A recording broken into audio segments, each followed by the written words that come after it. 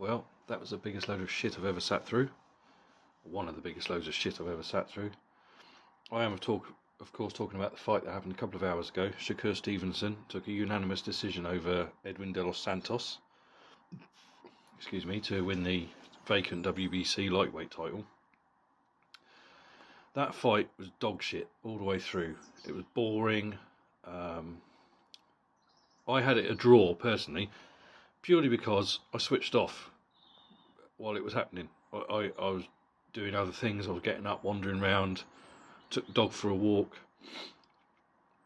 rubbing the dog's belly, made a cup of tea, that sort of thing. I just thought, just something fucking happened. And all I could hear, wherever I was, obviously not when I was out with the dog, was the crowd just booing and shitting all over it. And I thought to myself, now if you're a fighter, and you can hear the crowd booing, don't you think maybe I should step it up a little bit? Both guys were frightened of committing to anything. I think it was in the first round. I think Santos, he actually, through a combination, pushed Shakur Stevenson against the ropes. And I thought, oh good, we're in for something. Santos come to fight. We'll see the best of Shakur Stevenson now, because we know what he's like against an aggressive fighter. But it just degenerated into 12 rounds with large portions of them just staring at each other and flicking jabs and feinting at each other. And I don't know. I agree with the crowd. The crowd was shitting all over it. I had it a draw, but I wasn't really paying that much attention to it. I just switched off in the end, to be honest. My scorecard was 6 rounds apiece, 114, 114. So I can't really grumble about the decision. I heard, when it was announced that Shakur Stevenson was the new WBC lightweight champion, the crowd were really booing, and I don't blame them. This is the trouble. If you get two guys who want to counterpunch fighting each other, it is going to be boring. It just goes with the territory. It is going to be a boring fight if you have that situation. I love Shakur Stevenson. I think he's probably, once the likes of Canelo and Usyk and Crawford have all long retired, he will be pound for pound number one, I believe. I think he's a fantastic fighter. He just doesn't get out of first gear. If he doesn't seem to think doesn't seem to think he has to, he won't. There's a little bit of the Mayweather about him, because Floyd Mayweather was very much like that in patches of his career. I remember watching him against Mayweather against Victoriano Sosa back in 2003, and I stayed up late to watch that. And I'd been out drinking the night before. All right, yeah, gonna watch this fight, and it was boring. I think I actually fell asleep during it. He won clearly, obviously he did, because it was Floyd Mayweather, and Sosa was very one-dimensional. But Jesus Christ, you think, oh, just do something. You're just surviving in it. And this is the feeling I got watching Stevenson last night.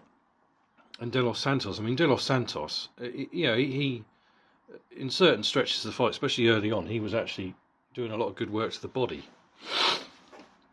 But there were large stretches of that fight where they were just staring at each other, and I thought to myself, just throw a fucking punch, someone, do something, And I totally sympathise with those fans who bought tickets. It's not a good look for boxing. If you're new to this sport, you're a young person, you've never seen the sport, and someone says, "Oh, you've got to watch Shakur Stevenson," and you go around their house or wherever, and you buy a ticket and you watch this fight, you'll never watch another fight again. I guarantee you'll never watch another boxing match again. So it's not a good look for our sport. However, on the undercard, Emmanuel Navarrete defended his WBO super featherweight title against Robson Conceição, and it ended up as a draw, majority draw. I agree with that. I actually had it a draw. I had it 113-113. I think the two knockdowns from Navarrete saved him the title, because I think if without the knockdowns, Conceição, in my opinion, from what I watched, would have taken the victory and the title. It was entertaining. Conceição's a strange one because he's a brilliant boxer, but he doesn't hit particularly hard. And he tends to slap. He does tend to slap a lot with his punches. But he set the pace pretty early on. From what, this is just my opinion. If you don't agree with me, that's fine. But I'm just telling you what I saw. And he set the pace really. And Navarrete, although Conceição wasn't hurting Navarrete, he wasn't hurting him at all. Not really. He pushed him back, knocked him back a couple of times with a few jabs or a couple of counter hooks or whatever. But he was working well to the body. But nothing really hurt Navarrete. However, when Navarrete let his hands go, as we saw with the 2 knockdowns and a couple of times, he hurt him with a body shot late on as well.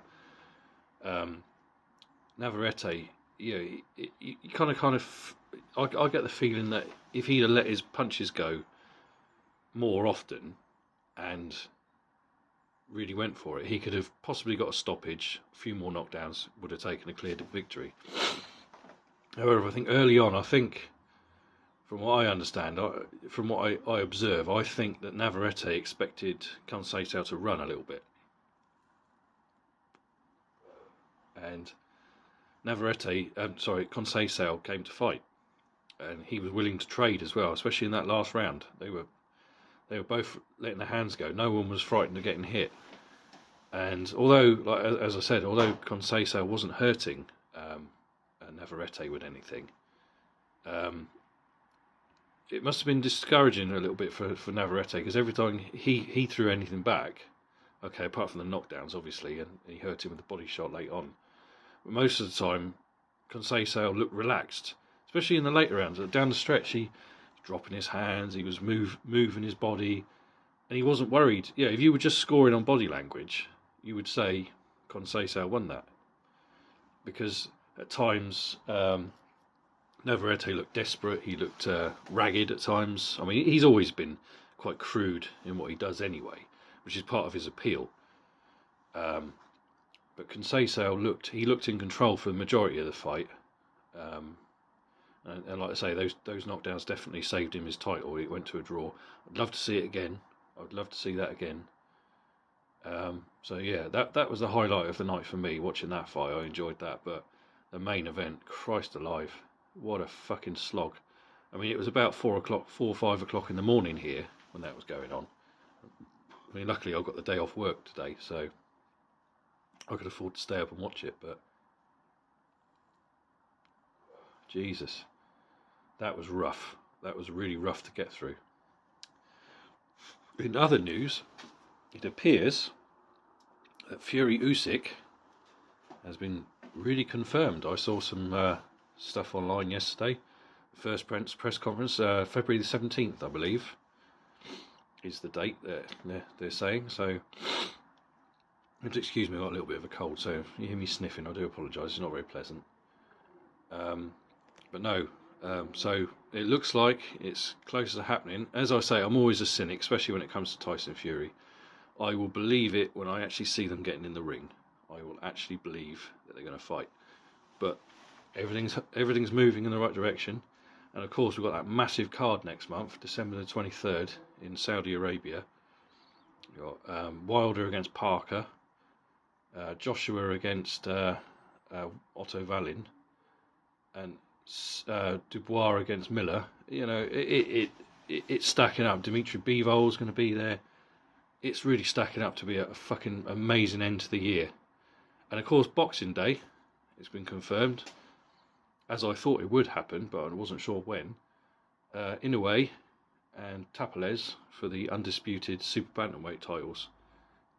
Boxing Day, so that'll be great. I'll go back to work the next day, so it'll be a nice end to the Christmas period for me to watch that fight between Inoue and Tapales for all the marbles in the super bantamweight division. So yeah, it's shaping up to be.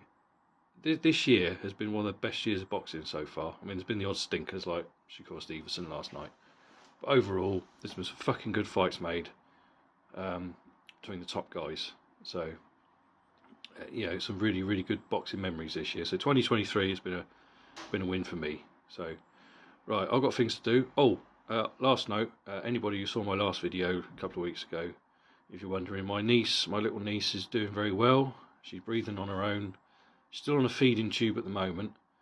and there's problems with her heart, and they've been scanning her brain, but she's off the breathing machines. She's still in hospital. She should be coming home possibly Monday. So she's doing all right. So any of you out there who saw that and are concerned, or anybody, because a couple of people reached out to me, and I really appreciate it. Thank you very, very much for sending your kind words and your wishes. But no, she's on the mend. So fingers crossed, in the new year things get better. So, right, folks, I'll let you go. Thank you for listening to me. Thank you for subscribing to me. I mean, Christ almighty, I never thought anybody would bother listening to me. I'm just a fucking twat who likes smoking cigars and drinking beer and loves boxing. So, right, take care, folks. Cheers.